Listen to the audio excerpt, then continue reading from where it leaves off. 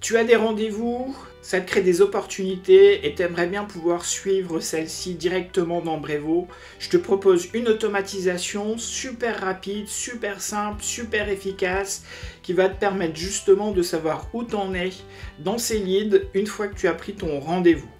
Et c'est juste après ça.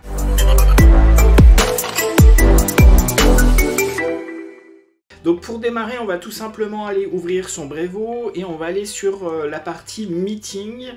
On va vérifier, alors peut-être que pour certains vous n'avez pas encore de rendez-vous, de prise de rendez-vous dans Brevo. Je vous invite à créer ce rendez-vous-là.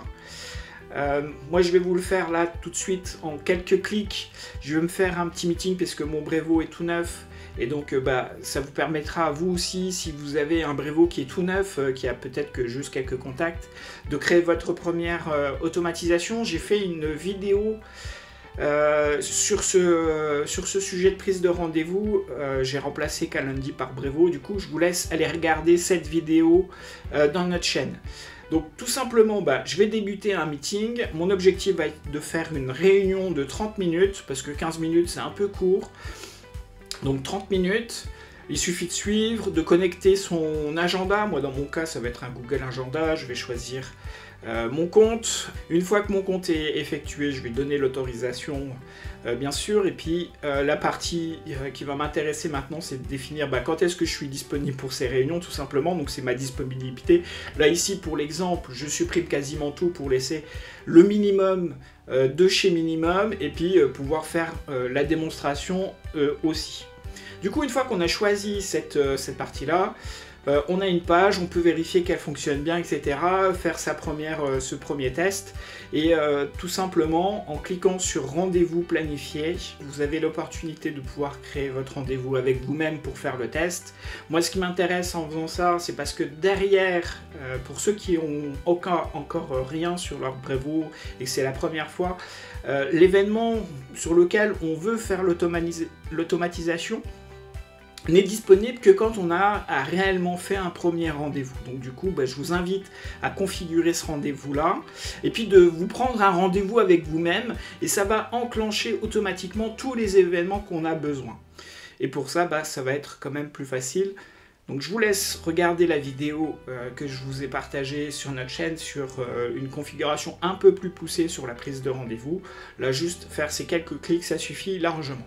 Pour pouvoir faire l'automatisation, il faut aussi des opportunités. Alors c'est sur le bouton, je clique sur opportunité, pareil c'est tout à fait vierge. Du coup je démarre cette partie-là dans mon CRM. Il me crée automatiquement ce qu'on appelle un pipeline par défaut. Moi je vais le configurer pour qu'il corresponde à mon besoin, au moins pour cette présentation. Tout simplement modifier les informations de ce pipeline par défaut pour mettre le suivi de mes rendez-vous, suivi des rendez-vous, ça suffit.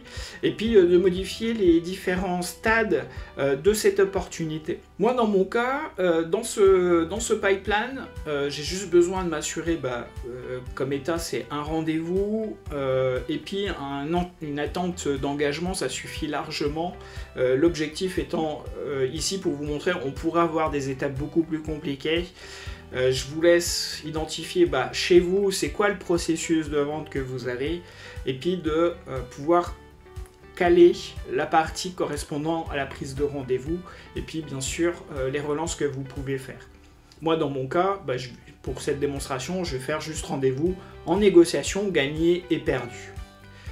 Une fois que ça c'est fait, je vais pouvoir faire l'automatisation en elle-même. Du coup, je vais créer une automatisation. Il suffit de cliquer sur le menu de gauche automatisation. On va créer une nouvelle automatisation. Alors, si vous êtes comme moi, c'est tout vierge, donc vous allez créer une automatisation pour la première fois.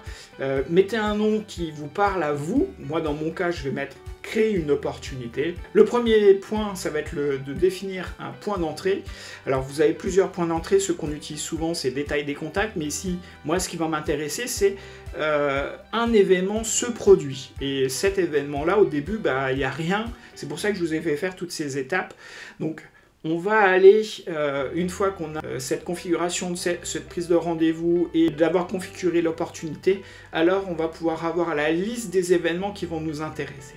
Et nous, dans celui qui va nous intéresser, c'est le rendez-vous qui a été pris, qui va être sélectionné. Et une fois que celui-ci a été sélectionné, vous pouvez aller faire une nouvelle action. Donc il suffit d'aller cliquer tout simplement sur le petit plus, ça vous ouvre le menu et on va choisir effectuer une action sur CRM, et pour ça on va créer une opportunité.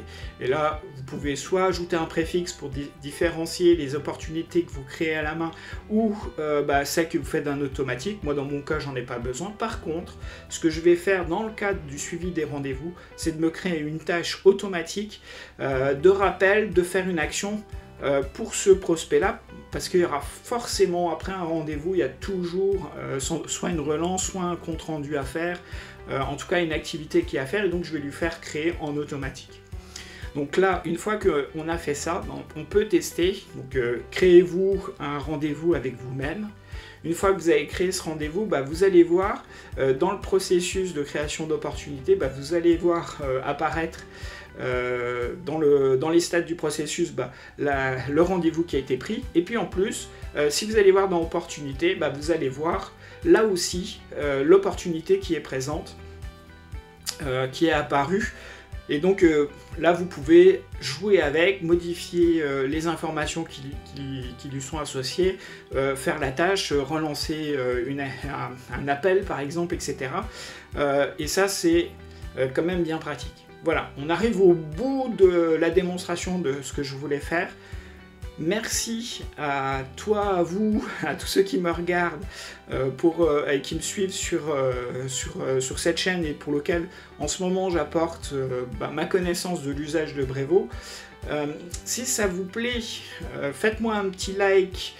Si vous avez des remarques, des questions, n'hésitez pas à mettre en commentaire. Si c'est une vidéo qui pourrait aider quelqu'un dans votre entourage, un entrepreneur, un solopreneur, une petite entreprise, etc., qui galère avec Brevo, n'hésitez pas à leur partager cette vidéo-là.